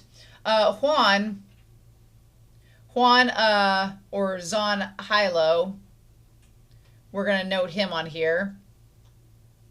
I think that's right. We're gonna be good in here in a second. So it's cool to get like a little callback to Yanbai because they did meet Shen Qiao at the Qin birthday party, which feels like an eon ago at this point. So it's good to get a little callback with that. And then they talk about how the people invading, led by Poo on me. I'm sorry. I know that Poo is a standard name. I know On Me is a standard name. But the fact that in Western cultures it literally says shit on me is the name, I can't overlook it. It's just not, I can't overlook it. But anyway, Poo is one of Kunye's disciples that is working with the Dong Zhao sect, connecting them all together. And the Dong Zhao sect is they are part of Goguryeo. I hope I said that right. Probably not. And in Goguryeo, they are connected basically to the Gok Turks. They are connected to the Gok Turks. They're all connected. They are all connected somehow, and it's unusual for them to be there. So yeah. So then Fawn Yanbai, they get closer and closer to where everyone should be at. And he sees that everybody's just attacking each other. And he's like, why are you doing this? And he's like, it was basically because, Elder Yu and is fighting. He's like, basically, Zhu Qiao says that the real sect leader returned, but Elder Yu refuses to step down from his position. So basically, and we're going to get his name in just a hot second here, Lu Feng. So Lu Feng shows up, and Lu Feng is an elder of the Bixia sect, and he claims that he is the rightful sect leader. And he basically told a bunch of the sect members that they should start accepting him as a sect leader, and anybody else that disagrees should be fought against. Meanwhile, Yu Kunchi, we're going to get Yu Kunchi on here. Yu Kunchi is the one that is the acting sect leader. So he is just kind of like being the interim guy in charge right now, while their actual sect leader, Zhao Qiying, which I really like her in the novel. She's described really well. She is the current sect leader, right? She is the current sect leader. And then in the midst of all this ridiculous, Ron, there we go. I was like, it's not a Z, it's Ron Hilo. He shows up, and if we're going to get on here, he was banished, which for reasons that we're going to find out later. He was banished and ended up at Goguryeo and married the princess, the king's daughter, for power and rank. Really didn't care about her in the end, did he? No, he was just like, bye. It's like, but your wife. It was like, it was a lavender marriage anyway. As we're going to talk about in this. So yeah. So Shen Qiao, who just wanted to bring Shiwu to this, just an average everyday sect, drop him off, go along his way, let him train, do the abbot's wishes, get the storyline done, conquered the quest, moved forward, try and do his thing and do a kind gesture. His Good Samaritan work is cut short because Lu Feng is working with Ron Hilo. They show up and he's like, well, I'm the rightful ruler, so let me work with me and let's dethrone Xiao. Yu is like, how about no? And the sect leaders are torn on who to follow, and so they're just fighting amongst each other, and it's just this big bloodbath. It's just ridiculous. Meanwhile, on top of all of that, the Dongzhao soldiers are there with Puanmi leading them, and they're killing everybody as well. So it is a massacre. It is just a bloody massacre. And Shen Qiao is like, I did not wake up thinking this is what we were going to run into. But that sure is what they run into. So yeah, and Ron Hilo, he is a diva. He is dramatic in all of this. He is just all about how he was betrayed. He's like, if you all hadn't exiled me and forced me to flee, I wouldn't have ended up in Goguryeo. I wouldn't have married her to get power. I wouldn't have done any of these things. It's like, it's y'all's fault. And it's like, oh my gosh. So it's a big old thing. Zhou Yekshu, that's the other one. So Zhou, we're getting her on here. Zhou Yekshu is the other disciple, and she may have a thing with Fan Yonbai because they seem awfully connected. So good for them. I was trying to remember. I remembered in the Donghua that Yu Kunchi, he seemed to hold a torch for Zhao, and Zhao seemed to be way out of his league. I mean, Zhao is like leagues above you, but you seem to hold a torch to her, and so Lu and Ruan were kind of challenging that in the Donghua, which I think Lu was in the Donghua. I'm pretty sure he was. Sound off down below if he wasn't, but I'm pretty sure that he was. But yeah. So all this is going on, and Shen Qiao's like, wow, I did not mean to get involved in this. And then Puanmi realizes who he is. And Puanmi just cannot resist causing a stir, stirring the tea, making a fuss. And so he was like, oh, my master's Kunye, the guy that, beat you in battle. And Shen Qiao, our boy, he is having so much restraint in this moment where he's like, oh yes, an old friend indeed. Sir, the utmost class of our boy. I'm like, oh my gosh. Shen Qiao, he's so great in this moment because he does not let anything that Puanmi says bother him. He's like, indeed, there should be a proper reunion between old friends. Shen Qiao, is pissed. Inside of his heart, he's like, I really did not want to think about this man today. And what makes matters worse is, Shen Qiao was mad enough getting reminded of Kunye and being told Kunye's on his way. He's like, oh, I didn't think I'd have to deal with this guy this soon, but okay. But to make matters worse, when he's asked by Puanmi, he's like, why are you getting involved? And Shen Qiao's like, hey, I'm here to drop off this kid. I can't really feel good dropping him off if there's not a sect to drop him off to. So yeah, now I gotta get involved. I can't watch you just massacre everybody without doing anything. That wouldn't be right. And so, then he's like, he's Zhu Shishu's disciple as he explains why Shiwu is there. And so then, yeah, Ron Hilo, he's like, it's great that everything is all lining up. The stars are aligned. So just go ahead and go out and go find your master Hui Leshan and bring him out here. And we'll deal with this all. And of course, nobody wants to answer that Hui Leshan is dead. They're all too concerned with what's happening around them first. So yeah. And then Lu Feng's like, look, everybody's kicking up a fuss. If Zhao Qiying would just step aside and let me take over, she's led this whole place to ruin. And Yu Kunchi's like, this is none of your business. You're associating yourself with these guys trying to kill us. That's not cool either. And it's just a bunch of drama. And there's a part of you that wants Shen Qiao and Shiwu to just sneak out the back and be like, you guys got this, right? And they kind of do towards the end of the chapter set. We're going to talk about that. But of course, Shen Qiao's like, no, I got to make sure this place is safe for Shiwu to stay at. But Puanmi, he cannot just not talk. Whenever Yu Kuchi is like, what if I refuse? He's like, Zhou is about to invade Qi. So we established this in the Donghua, but we're getting this in here that Zhou is about to invade Qi, and Qi's strength has faded, and Sect Leader Yuan and Elder Lu have pledged their loyalty to the Gok Turks. So there is this idea, because Zhou is pretty much backed up by Yang Wuxi and his whole strategizing. Qi is where Shen Qiao is from and everybody else.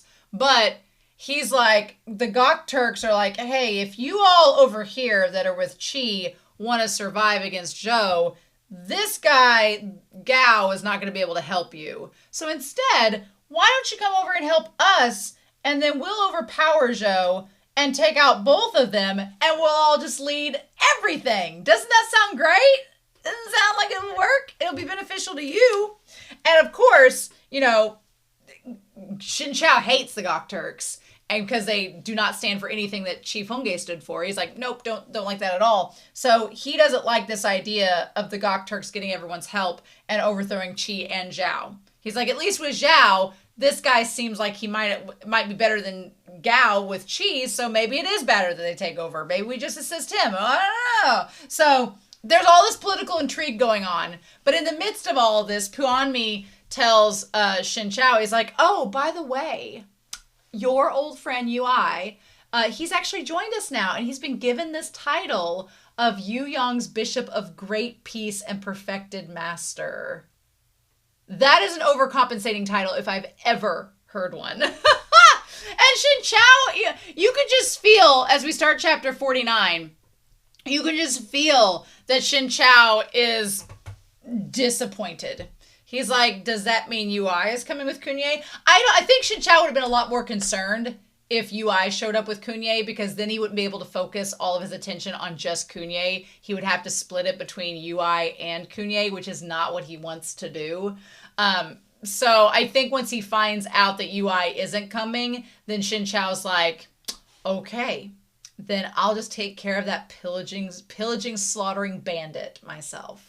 And Puanmi is not pleased by that response at all. He's like, and so then this comes up. This was more, I feel like the Donghua made more of this a big deal because everything was happening so close to each other in the Donghua. Like, we had just seen Yang Wuxi betray Shen Qiao like one episode prior. Here in the novel, there's been a couple chapters and a little bit of breath and breathing room in the text. So when Puanmi is like, you think you can look down on whoever you want just because Yang Wuxi is supporting you, Shen Qiao's like, I've never thought that way. And he really hasn't. Everyone has just assumed, because Yang Wuxi has made Shen Qiao tied to him explicitly, that everyone has just assumed that Shen Qiao's relied upon Yang Wuxi. But in reality, to the entire story, he never has. And so now Shen Qiao can literally say, no, I've not relied upon him at all, actually. And it's true. And so Puanmi's like, well, and that's when he says Yang Wuxi soon won't be able to even save himself.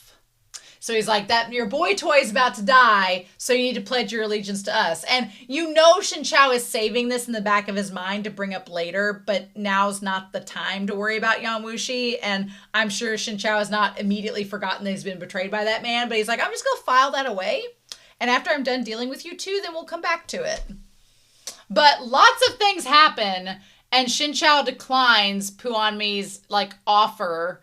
I like that Puanmi's just pissed because, one, Shen Qiao did not accept the offer. He was not persuaded. And two, he doesn't feel threatened. He's just like, whatevs. And that makes him more mad than anything else. So he's like, what does Sect Leader Ruan think that we should do in all of this?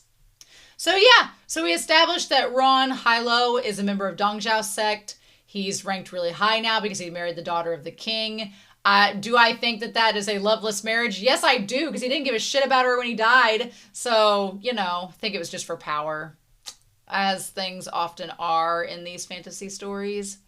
But yeah, so this battle just rages out, and Shen Qiao proves that, Shen Qiao proves he still got it.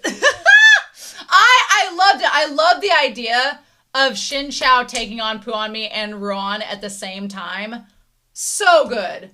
Loved it. And Shiwu being able to help out a little bit too, and recognizing the moves. I mean, Shiwu could not take on Ruan. Luckily, he doesn't get severely injured. But Shanae Tongbei put in some work these chapters. He put in some work. And then as, Shen Qiao is having a hard enough time keeping track and dealing with Puanmi and Ron. Meanwhile, old Lu Fong is about to kill Yu Kunchi. And just as all this is about to go down and Ruan's like, everybody in Bixia Sect owes me, then that's where Qiao comes out. Because Qiao manages to save Shen Qiao before he is struck. And I just feel like it's so funny because the novel even acknowledges that she kind of, I feel that the novel kind of hints at this. Her aiding others has caused her own decline and the decline of the sect. Because that seems to be represented in this moment where she's supposed to be in seclusion. She's supposed to be strengthening herself. She's supposed to be doing this. But when someone's in deep age, she's like, I gotta go do this first. And she kind of breaks out of that. So I feel as if it is kind of indicative of and representative of why their sect has been declining, because she's been doing kind of these acts. They don't explicitly say it, but it kind of reads that way. But in any case, she's still got some game. I love the idea of the blue sash that she wears, and that's what Shiwu sees when she like zips past him. She saves Shen Qiao, gets involved in all of this, and Lu Fong ends up getting, she's like, I need to bring this battle with Lu Fong closed first. And then meanwhile, Ron Hilo is just on a tangent trying to find Hui Leshan to battle, which is not happening. I love the shot of her. The shot of her with the yin and yang symbol. Love it. She looks great. Looks great in the novel. So yeah. So she like approaches Lu Fong and is like, I love that she seals the acupoints on Puanmi. Puanmi tries to like run his mouth and she's like, yoink. This like shuts him down immediately. That was great. Love that. He's like, well, when my leader Kunye comes here, and she's like, yeah, we'll deal with that later. It was great. So in the midst of all this, they're like, Elder Lu, we know that you and Ruan used to get along very well. Like, why did you betray Bixia Sect? And Lu Fong admits that he thinks that Qiao is a bad leader. He thinks that she's not right for the sect. And he's like, I felt like this was the only way to right things, by trying to take over. And she's like, in your case, Lu Fong, she's like, I get it. You're mad at me. You've not led this all. You're not really associated with the Dongzhao sect. You just felt angry and bitter at me and decided to, join Ruan because he was somebody you knew and had your own agenda in mind. So she's like, I'll let it go. I'll be nice. I'll put you in a little prison cell for now. We'll interrogate you later and deal with you later. You and Puanmi, we'll deal with you both later. She's like, but Ruan, you brought these Dongzhao sect members in. You killed all of our sect members except for like 5 of us are left now. Thanks. You're going to have to pay the price. You're going to have to pay, because this was not acceptable. And then that's when Ruan says, Yu Kunchi told me earlier that Hui Leshan said something about me before he passed. So in this moment, he accepts that Hui Leshan has died. And he's like, what was said about me? What did he say? Did he say something about my boundless greed and how I was unworthy of kindness? No, that is not. And what a moment here, because Ruan has been cursing. He has been cursing Hui Leshan all these years, like 20 years, has been cursing him, saying that it's been his fault that he was banished. It's his fault. He did it. All of this. And like, how dare he? And he's like, I'm going to make him pay. I'm going to gather up all this strength. I even married a woman so I could get strength. I even married a woman so I could get back at you. How about that? And then when he gets there, he finds out that it was all for naught, right? So we find out that Hui Leshan and Ron Hilo were both up to potentially be the next in line to take over Bixia Sect. It's a very like kind of Cain and Abel story sort of situation. They were raised as brothers. It kind of is similar to Ui and Shen Qiao in a way, in a way it is. Only in this case, Hui Leshan is Ui and Ron is Shen Qiao. Now, is it a perfect comparison? No, there's lots of differences, but it is kind of a similar setup in a way. And so he's like, we were both like sworn brothers. We grew up together. I very much got the impression from the Donghua, as well as these chapters, that these two liked each other. But again, because China does not like same-sex relationships, and because, we can't be having that even in ancient times, you got to have somebody be the leader. We're not ready for two kings on a throne. With the patriarchy, you think you'd celebrate that, honestly.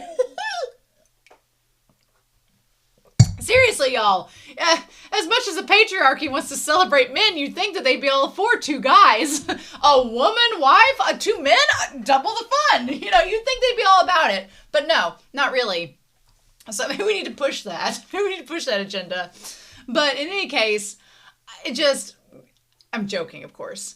He says his master fell ill, and your path took you through there as well, and you held up your care to take care of him.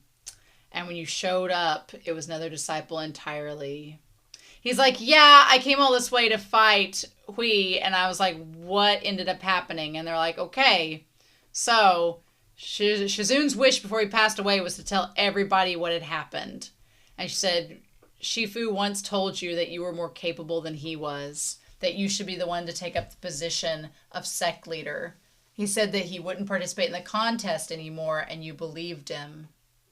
So, basically, Hui, who was maybe jealous of Ruan, maybe jealous of him a little bit, who knows, we can sound off down below, he basically framed Ruan by setting up him taking advantage of the daughter of Shizu's youngest daughter.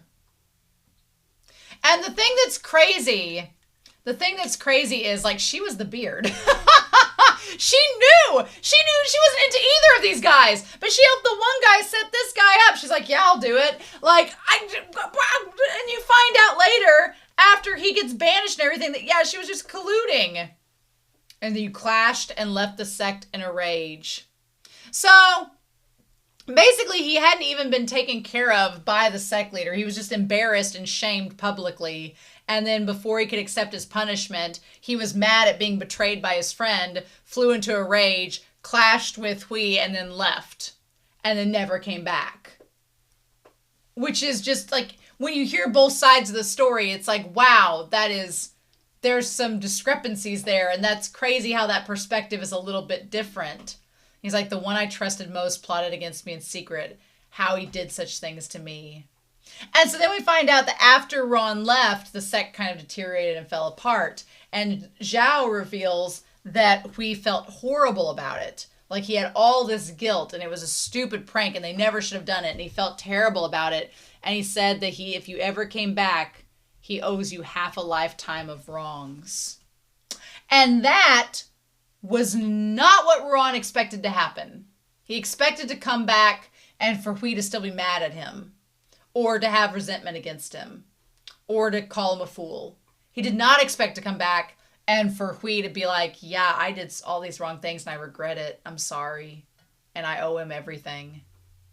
Nope. He was not ready to hear that. And so upon hearing that, he's like, well, why doesn't he come out? Why make you say that? And he's like, isn't he still alive? Is this some cruel joke? And Zhou's like, he spent half his life wallowing in guilt. And he passed early, unable to cure the sickness in his heart. The sickness in his heart, yeah, you could say they were just brothers and they were just, friends. And he felt really bad about it. Or you could say it was something more than that.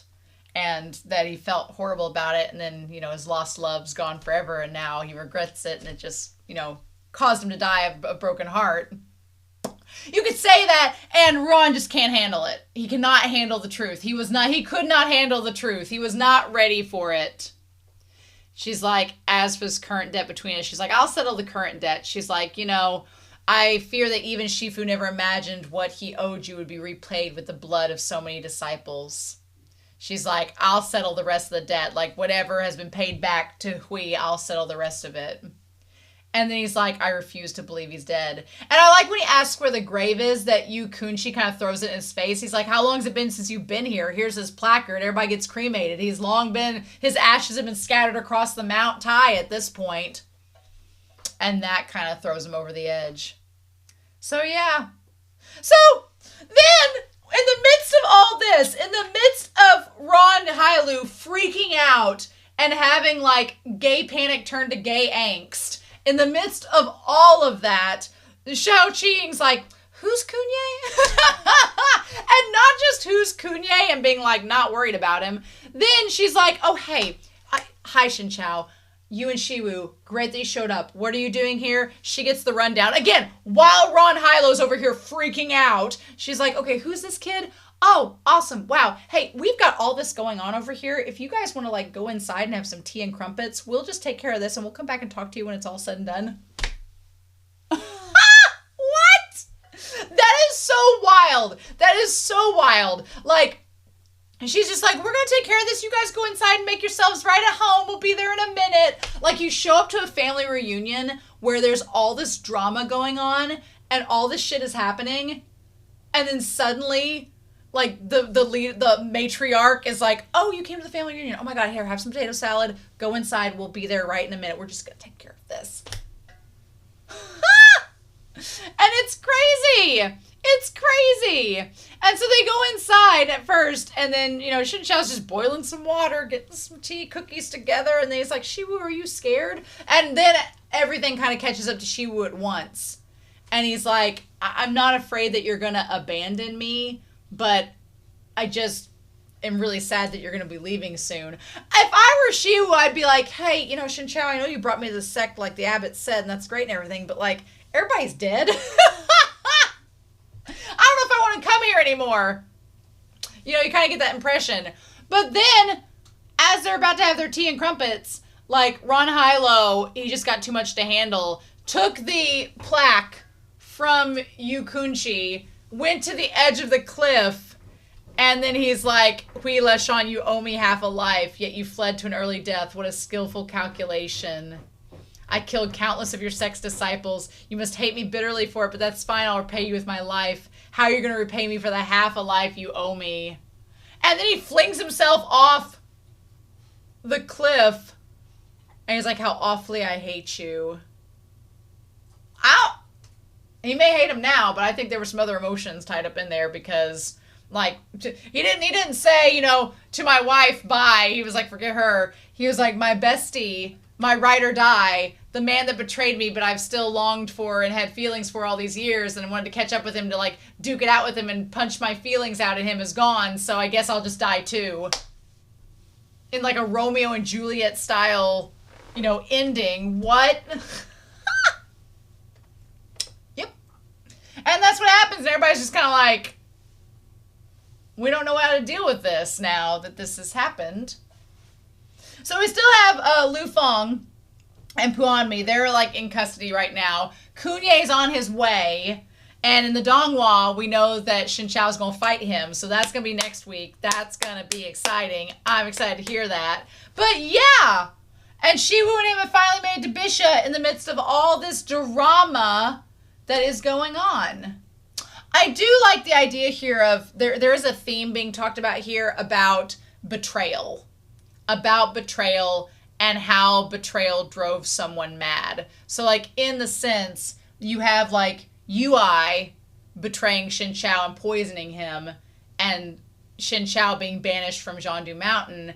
And unlike Ruan, who, you could kind of look at it this way, in the sense, Ruan kind of did, like, he did join the demonic sect in a way, and then strove to get revenge upon, you know, his former friend. And that didn't end well. And here, it is a little different because unlike Hui Leshan that was, like, racked with guilt and, you know, slowly died a sad death, Ui does not seem bothered. He seems to be like, I'm doing everything for the sect. He's not in the same boat as Hui Leshan. Not in the same boat. But you could view Shen Qiao kind of like Ruan as a contrast. Instead of doing the things Ruan did to get revenge, Shen Qiao just accepted that this happened against him. He's got his agenda, he's got his reasons, and I'm just going to go do my thing. Okay, we're good. Fine. Let bygones be bygones. And the same thing is it's kind of another comparison to Yang Wuxi in that, you know, Ruan came back looking for the person who betrayed him, and then the person who betrayed him was gone, and it drove him mad to where he killed himself too. Well, Yang Wuxi's not doing too great, and could be on death's doorstep as well. So, you know, there is some connection and comparison with these two in Shen Qiao and Yang Wuxi, but Shen Qiao is not going to come getting revenge for Yang Wuxi. Instead, he's going to be like, I just want to let him know that what he tried isn't going to work and didn't work on me. That's how it was in the Donghua. So we'll see how it plays out in the novel. But I do like the comparisons. I think the thematic comparisons are interesting, especially as different as they are. There is a little bit of overlap there, and it's kind of cool to talk about. So yeah. This was a very interesting chapter set. There were only 2 chapters this week, but next week is chapters 50, 51, and 52, which is going to round out the last little bit of our volume 2. I can't believe we're already through it, but we'll also be I'll be listening to volume 12 or episode 12 of the audio drama and talking about it as well. So we'll see about that. But anyway, I am excited to hear your thoughts down below. Maybe I'm the only one shipping Ron Hilo and Hui Leshan. Maybe I'm the only one doing it. Maybe I'm the only one shipping those guys together thinking they were in Lerv. But I'm excited to hear your thoughts about it down below. And I hope you all have a wonderful week. Please stay safe, take care, and yeah, I'm back very soon with more of Thousand Autumns. Bye.